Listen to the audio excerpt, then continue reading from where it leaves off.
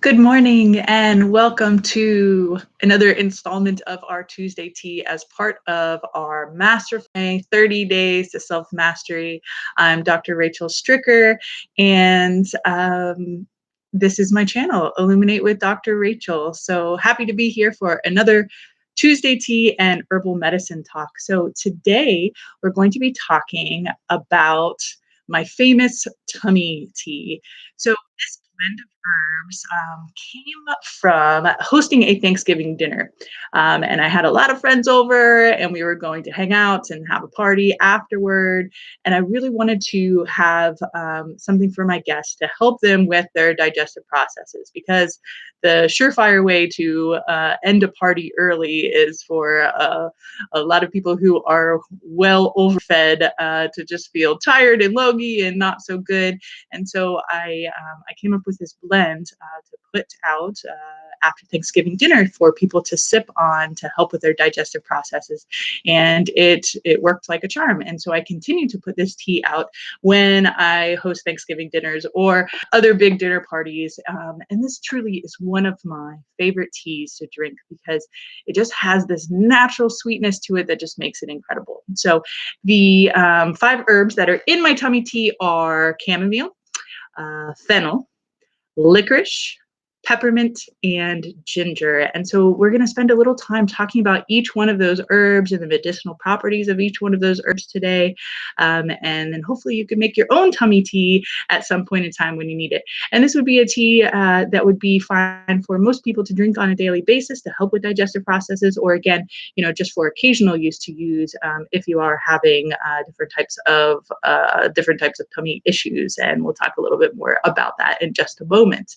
I also want to mention that I sell these teas on my Etsy shop, which is Illumination Wellness, my Etsy shop. And I've been sold out of the tummy tea for a little while, but I've got all of my herbs coming back in and I'm getting ready to rebuild this blend. So stay tuned to the Etsy store, Illumination Wellness, and you can pick up a bag of tummy tea and give it a try. So I talked about chamomile last week in Tuesday Tea as part of our emotional wellness week.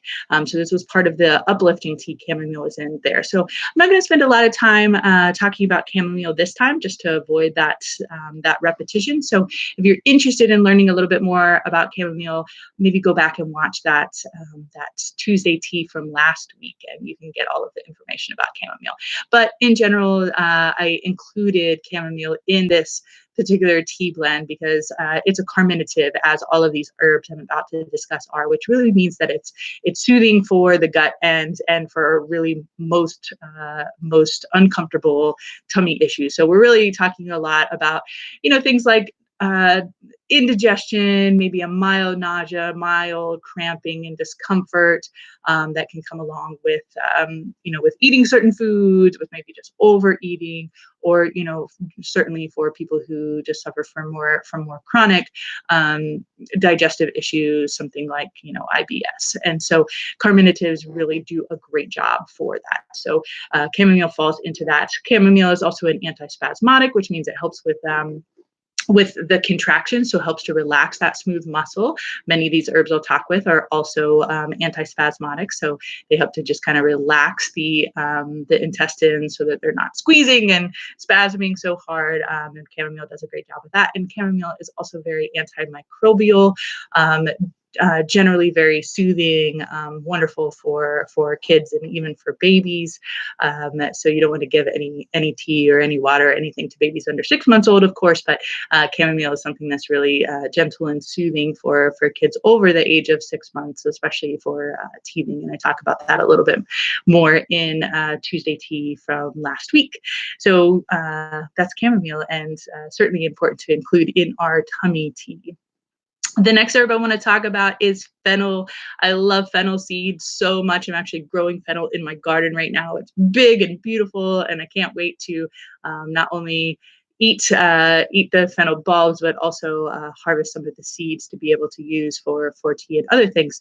Now, in a lot of Indian restaurants, you may have seen that they have fennel, like little bowls of fennel seeds out, or when we were in India, they actually had little packets of fennel. And sometimes they are coated in sugars and other things, but it's just the fennel itself that is a wonderful treat. So it has a natural sweetness to it, which is kind of a lovely after dinner treat here in the States. We restaurants tend to have more like those little peppermint things, which again, peppermint, it's part of this tea and is great for the digestive system too. Those peppermint little sweet treats are full of sugar, of course, but in Indian culture, it's fennel that's used instead.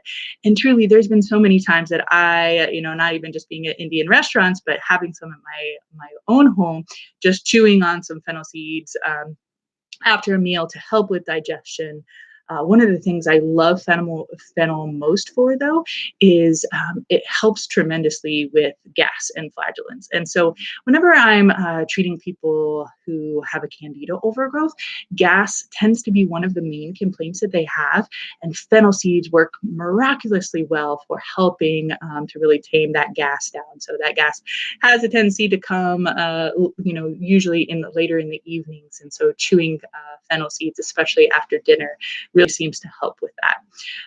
Again, fennel has that natural sweetness to it, which tends to be something that even kids will tolerate really well. This tea blend itself has just this natural sweetness to it. So I love this even for people who are maybe trying to cut sugar out of their diet, but are still kind of craving this sweetness. This is something, and this really falls into the realm of those people who maybe are suffering from a candida overgrowth.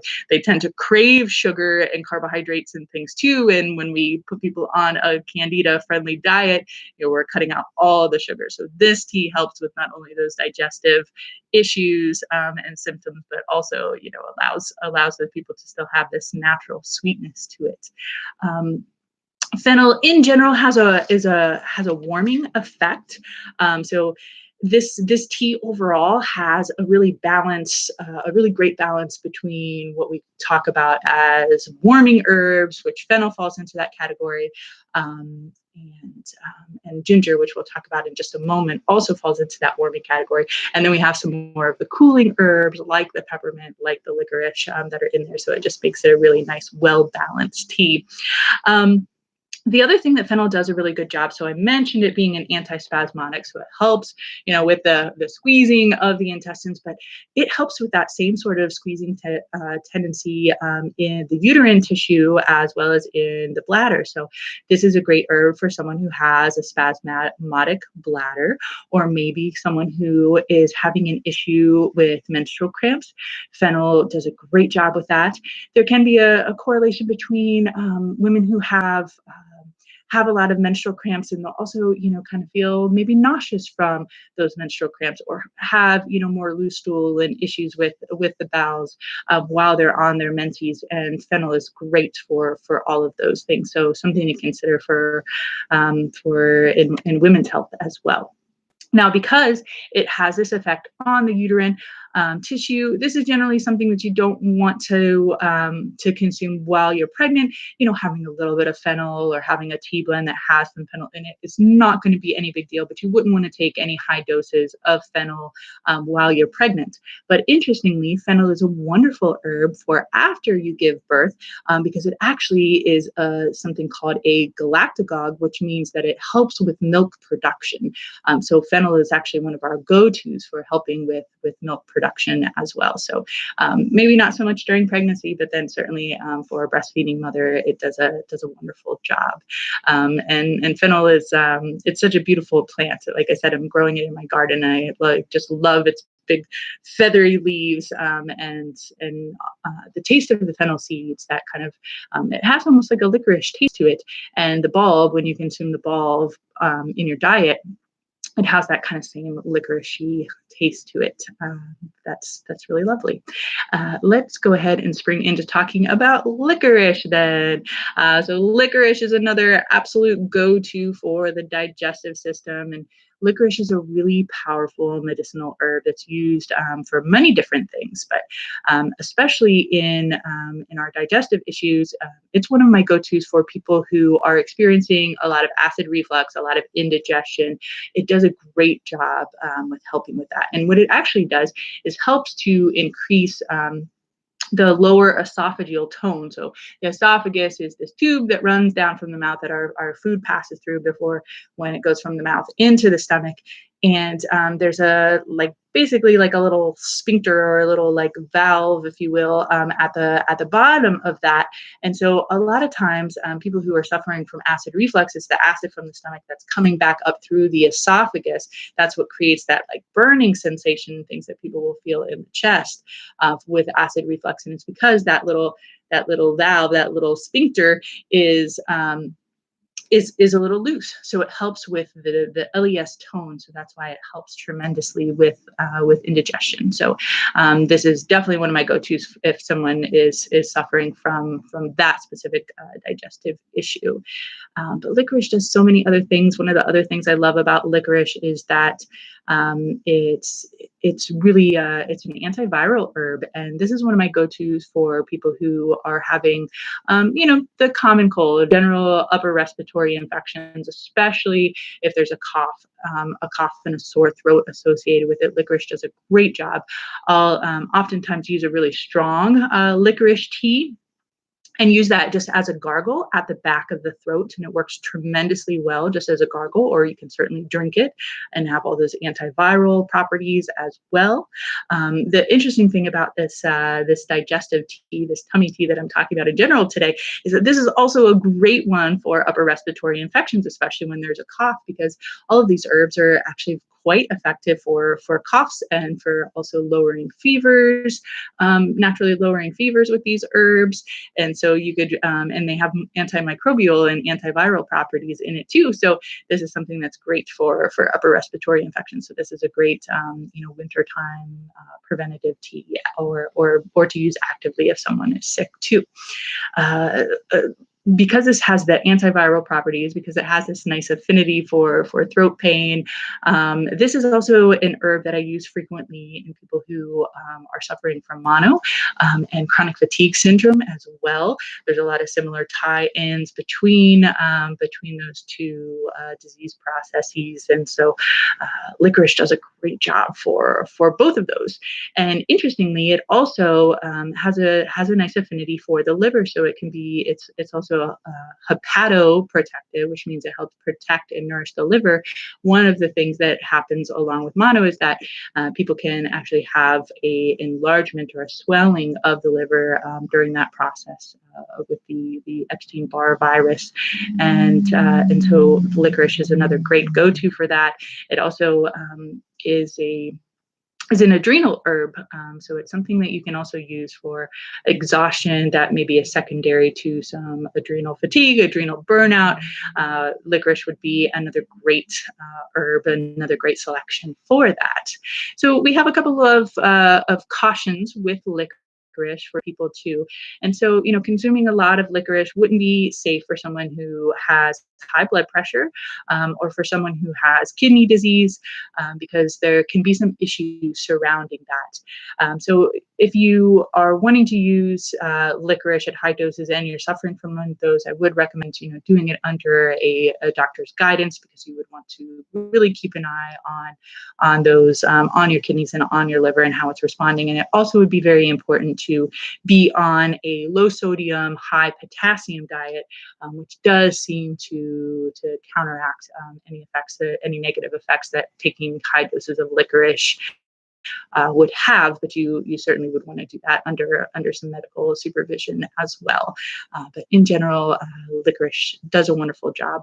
Licorice also is a phytoestrogen, as fennel is, and so this may be something that is helpful for women in menopause, or for helping to balance the female hormones too. So that could be another consideration for licorice.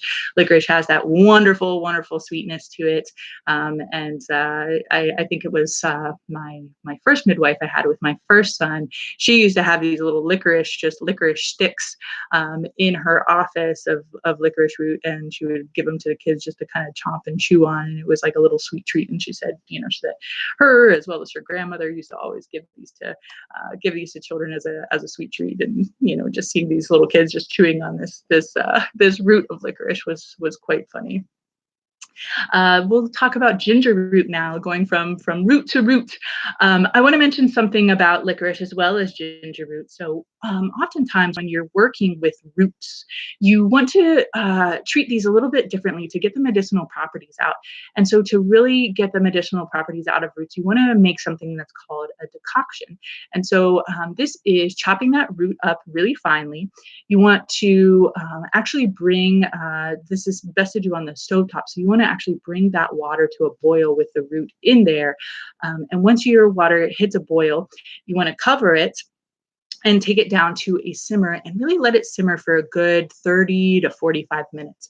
So that has to be, those roots have to be treated a little bit differently than say, a leaf, that it's fine just to pour, some hot water over top the leaf. And even to some extent, you want to make sure that that water is not too hot, because you can actually, zap some of the good medicinal properties out of leaves. But for the roots, you want to actually come into that decoction. So, I don't always necessarily do that, especially if I've got a blend that's got some aerial parts, which we consider aerial parts to be both flowers and leaves, and some roots in it. It's okay. You can blend them all together. But again, if you're really trying to focus on getting some of those medicinal properties out, especially of the roots, or you're working specifically just with ginger or just with licorice, you might want to consider making the decoction instead.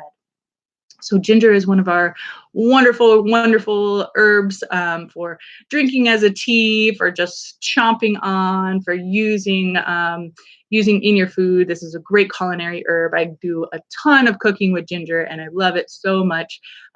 Really tremendous for helping with the digestive processes as well. And this is something that's often used in pregnancy, as well as in cancer care, especially if someone's going through chemotherapy. There's been a lot of good research about how tremendous ginger is for helping with that nausea associated with both pregnancy and in people who are having nausea secondary to their chemotherapy. And truly, it's wonderful for nausea. It's wonderful for motion sickness, and there's lots of different ways to consume ginger. I do love it as a blend in tea, and it has all of those wonderful anti-inflammatory properties. So this is great for muscle and joint pain as well. Ginger is wonderful for people who are sick. So it has those. It actually helps you just spike your fever, and then allows that fever to go back down. But it works really wonderful in viruses and things like that too, with its antimicrobial properties, and just helps so much with the digestive system. So I like to use ginger for people also who have kind of a sluggish digestive system. So this might be involved in someone who has constipation, or it just doesn't seem like they digest their food very well. Ginger in Chinese medicine therapy is very yan. It has this very heating element, and this is something that we want to have in our gut, right? Our gut is supposed to be fiery. This is in Ayurvedic medicine, we talk about the Agni, which is the digestive fire, and similar of that yan energy that they talk about in Chinese medicine. So ginger does a great job of helping with that. And ginger is used a lot in Ayurvedic medicine as well. And for good reason. Ginger does a great job for so many different things. And then our last herb that we have to talk about this morning, and I'm going to take a sip of my tea. I haven't really talked about the flavor profiles of this tea. I'm sure, as you can guess from just talking about the herbs that I have, it has this amazing, amazing natural sweetness to it.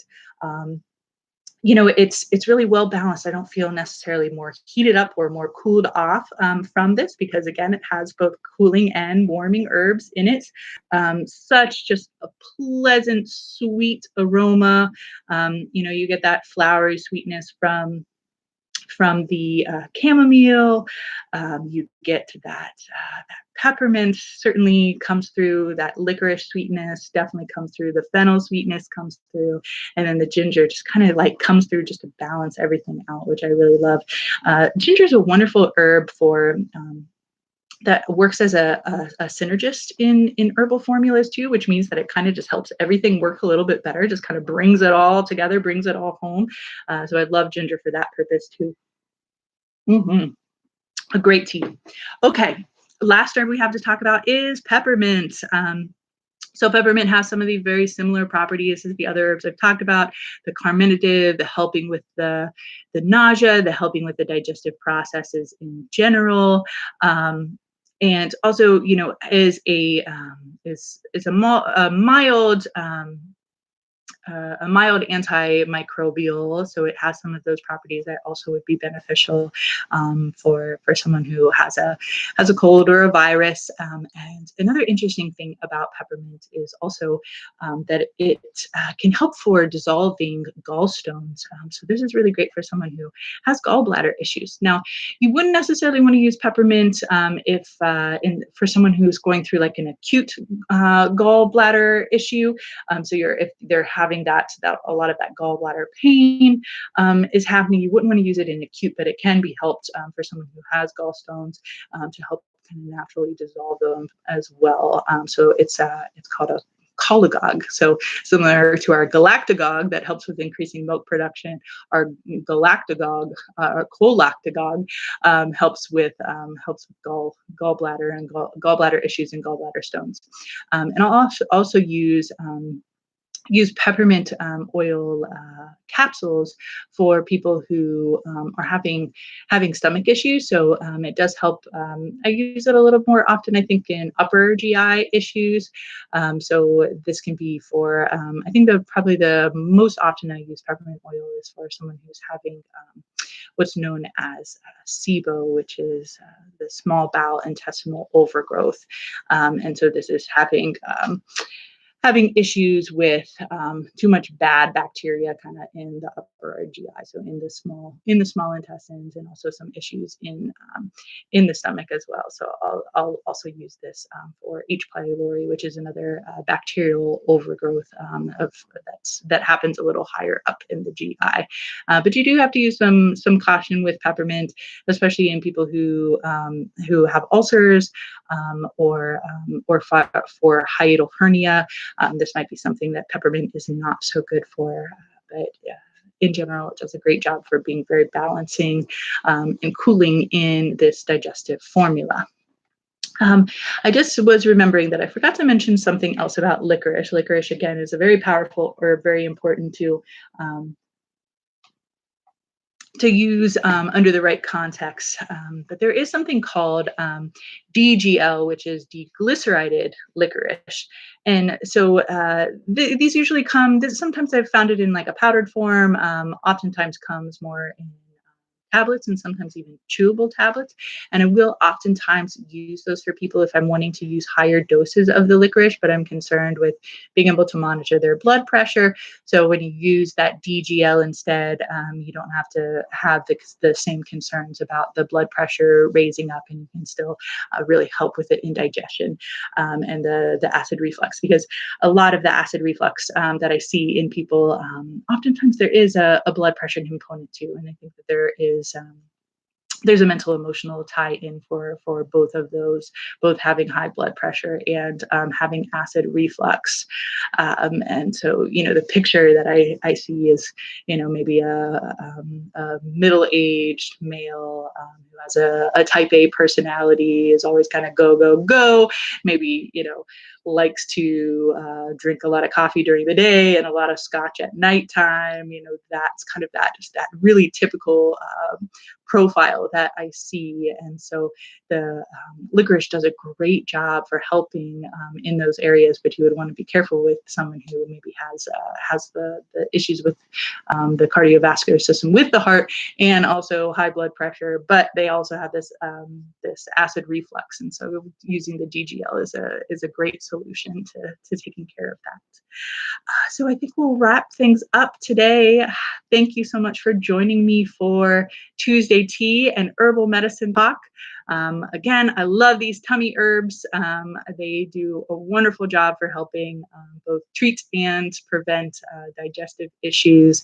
And they work well synergistically, all of them together. They work wonderful as a standalone herb. So, hopefully you got some good information from what I talked about today. Maybe one of those herbs rings out most strongly for the digestive issues that you're experiencing, and you can give them a little try for a while, and maybe think about adding adding different herbs in and rotating through the herbs or having them synergistically together. That's the beautiful thing about herbal medicine. They work so well when put all together, and they work so synergistically within the body itself, just to help us do what we need to do in the digestive tract, which there's always so much happening in there. Okay, be well. I will be back here tomorrow for our gut health talk. It's going to be a big one, a big important one, and we'll be back here again at 9:30 a.m. Pacific Standard Time tomorrow.